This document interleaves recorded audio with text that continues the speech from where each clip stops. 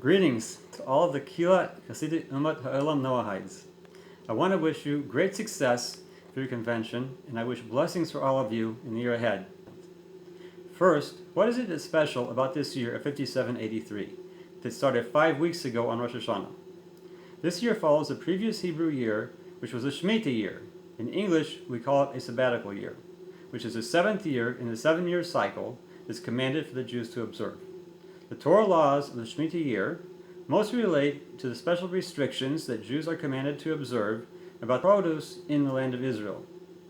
The first year of the 7-year cycle, which is the year we are in now, also has great importance. The last commandment that the Jews were given through Moses, near the end of the book of Deuteronomy, is a mitzvah called Hakhel. The word means gathering people together. It's a gathering of the Jewish people, which is to take place at the Holy Temple on the second day of Sukkot after a Shemitah year. The commandment is in Deuteronomy chapter 31, verses 10 to 13, which state, "Then Moses commanded them, saying, at the end of every 7 years, at an appointed time, in the festival of Sukkot, after the year of Shemitah, when all Israel comes to appear before the Lord your God, in the place he will choose, you shall read this Torah before all Israel in their ears." Then it goes on to say, "Hakhel es ha'am," gather together the people, the men and the women and the small children, and your convert who is in your gates, so that they will hear and so that they will learn, and they shall fear the Lord your God, and be careful to perform all the words of this Torah. And the children who do not know will hear and learn to fear the Lord your God all the days that you live on the land to which you are crossing the Jordan to possess. I want to explain some details of this mitzvah, because in the days of the First Holy Temple, when there were open miracles there on an ongoing, regular basis, it evolved an exceedingly great miracle. And this will happen again when we have the Third Temple, speedily in our days. All the Jewish people are commanded to gather together at the same time in the large courtyard in front of the temple. The exception is that there are a few types of handicaps that a person might have, such as blindness or deafness, that would exempt him from the mitzvah. They all gather together there to listen to the king read sections of the book of Deuteronomy from a Torah scroll. If there's no king, the reading is done by the Kohen Gadol, the high priest. The Torah says that the purpose is so that they will all learn to fear God. Rambam explains in Mishnah Torah that they should feel as if God was revealing himself to them as he did when he spoke the 10 Commandments to the entire nation at Mount Sinai. The question is, why would this gathering bring the people to such a great fear of God? I think the answer is because the complete fulfillment of the commandment involves an open miracle, in times when those happen, as they did in the first Holy Temple built by King Solomon, and in the Mishkan, which was a tabernacle erected by Moses at Mount Sinai.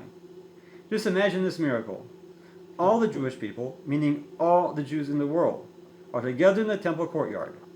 In the Tractate of Ethics of the Fathers, the Mishnah 5:4, it describes the miracles that occurred regularly in the first temple, which didn't happen in the second temple. One of them was that people stood crowded together, but when they prostrated themselves, they had ample space. This was a revelation of God's total control over the properties of physical space, in which a large volume of space is fit comfortably into a smaller volume of space. In the mitzvah of Hakhel that we will have in the third temple, this will involve tens of millions of people all entering into the courtyard space in front of the temple. A very rough estimate for 20 million people in the space of about 8,800 square cubits gives less than 1 square centimeter per person. It's not that the people get smaller or that the courtyard expands.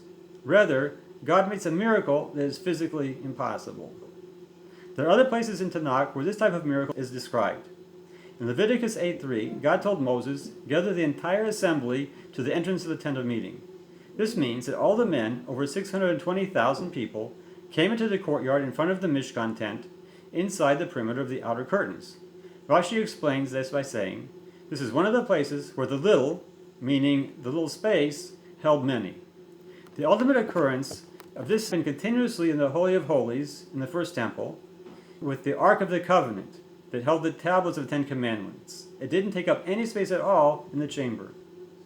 But during the observance of the Hakhel gathering, all the people experience it together when the miracle occurs.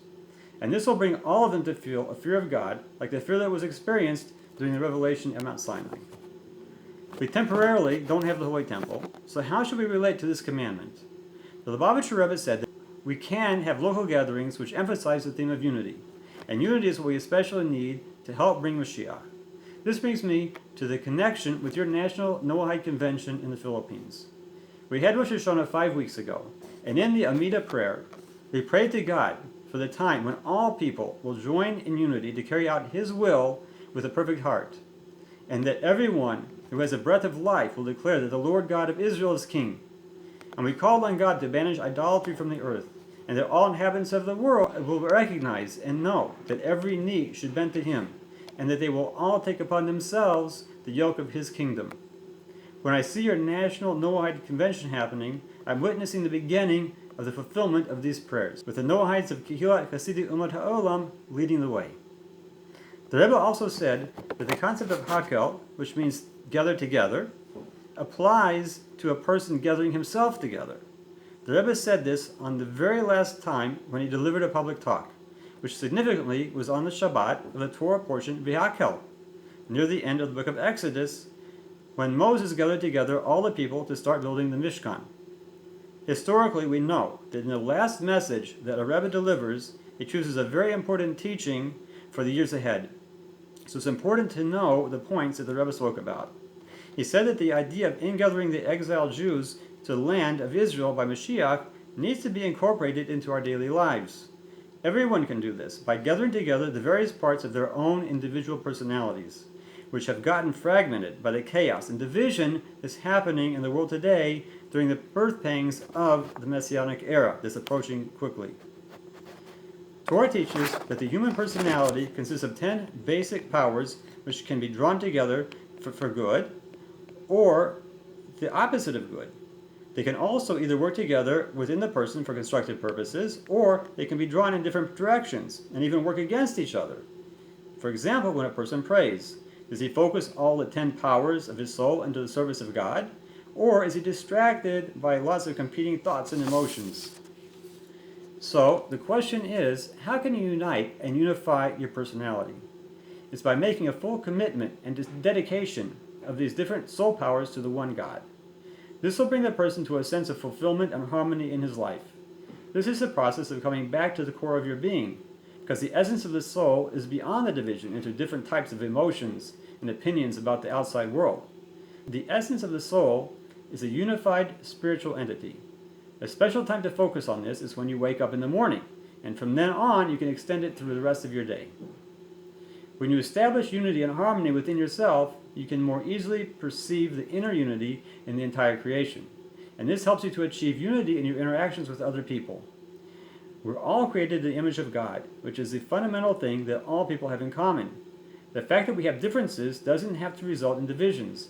Instead, the differences enable us to complement each other, and each person can contribute what another person is lacking or hasn't yet developed in his own personality. This applies to the people in your family, in your local community, and even on the other side of the world. Even if there's a spiritual distance between you and another person, such as a spiritual contrast between a Gentile who observes the Noahide code and one who doesn't yet observe it fully, you can still focus on what you have in common instead of on the differences. This is a difference between how you judge yourself and how you should judge another person. You have two ways in which you need to be serving God. They're called Sumei Ra and Aseh Tov. Turn away from bad and do good. You should frequently evaluate your success and your shortcomings in both of those areas. You should strengthen and increase in the good that you think, speak, and do, and you should correct the things that need to be corrected. But when you're relating to another person, either directly or indirectly, the thing that needs to be emphasized is the good, and doing good. You do this by focusing on the other person's positive qualities. This follows the concept that turning on a little light will dispel a lot of darkness and cause it to disappear. To bring this down into action items, it means connecting with others through acts of goodness and kindness, and not in a superficial way, but by really giving of yourself. A person has a natural reluctance to give up some of his money, time, or energy to help someone in need. But the antidote which overcomes that is the knowledge that when you give tzedakah, it benefits you even more than it helps the other person. So, I've spoken about a few things, and I'll summarize them now. We spoke about the miracle of the Hakhel gathering of the entire Jewish people in the courtyard of the Holy Temple during Sukkot, once every 7 years. This whole year that we're in now is called a year of Hakhel. So it's a time when gathering together with other people for a good purpose, as you're doing now in your convention, can have even greater good effects than it normally would. And in every gathering, you can include some good words or discussion about learning the right way to serve God and how to develop fear of God, which is the stated purpose of Hakhel. We spoke about the need for each person to gather himself together so that he can have all of his 10 soul powers working together for the purpose of serving God. The chaos and difficulties that not good people are causing in the world now cause confusion and desperation. But when a person keeps his mind and his emotions in the right place, he won't fall for any of that, and he'll be able to pass his test of faith with flying colors.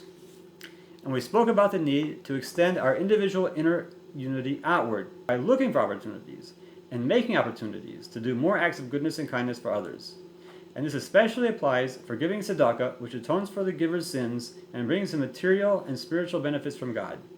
And every time tzedakah is given, it helps to bring Mashiach sooner. Sometime soon, some man, woman, or child, or a group of people acting together is going to do the one good deed that will tip the spiritual balance of the world to the side of good, and it will bring in the Messianic era for all mankind. When that happens, I'll be looking forward to seeing all of you here in the Holy Land of Israel, in the holy city of Jerusalem, at the eternal Third Holy Temple, together with the Jewish people and all the pious Noahides from around the world. Thank you.